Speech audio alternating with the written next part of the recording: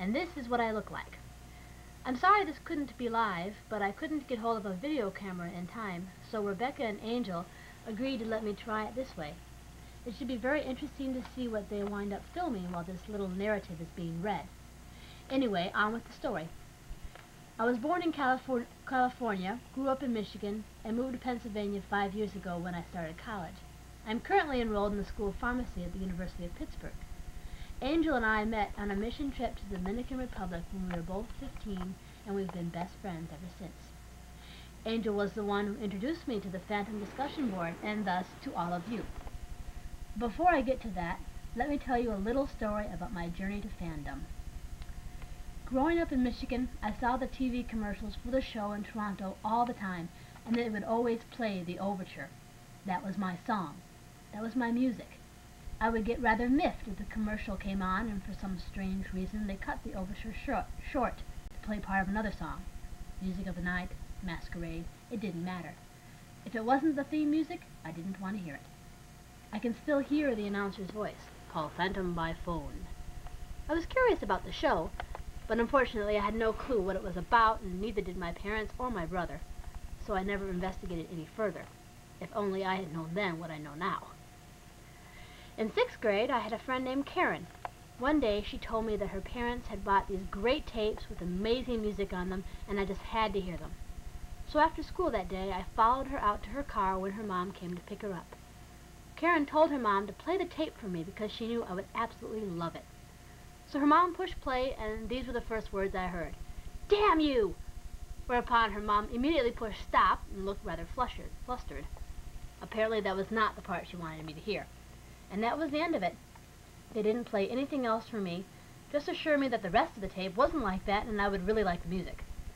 That brief excerpt gave me no desire to hear any more of whatever was on the rest of the tape, so I shrugged it off and forgot about it. Moving on to my freshman year of high school, I found LaRue at our local library and read it. I loved it. I was convinced, and incidentally I still am, that Eric was a real person who lived under the Paris Opera House. And in spite of all the hatred and danger he had to live through and deal with, he was a sweet, kind, compassionate man. I'm trying to keep this short, so I won't go into my reaction to Eric letting Christine go because she cried with him and kissed his forehead. The depth of his emotion and selflessness just blew me away.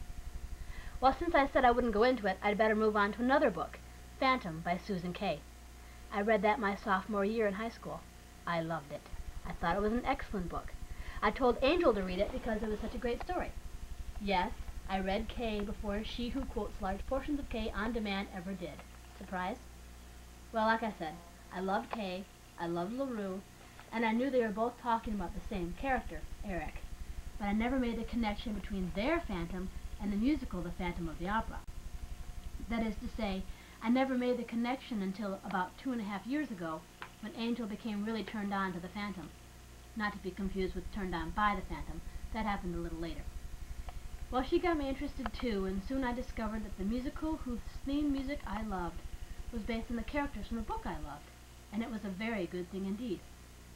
So I listened to the OLC and listened to Angel talk for more than 4 hours into the wee hours of the morning after she saw the performance for the first time with Peter Carey. And I just grew more and more enamored with the story of Eric and all the little nuances and character traits that each of the different media brought out in him and the rest of the characters.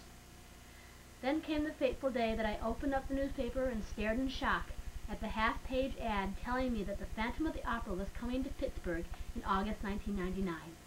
I still have that ad, by the way. Of course, I simply had to go, and Angel couldn't wait to see it again. So she drove down for the weekend and we went to see it together.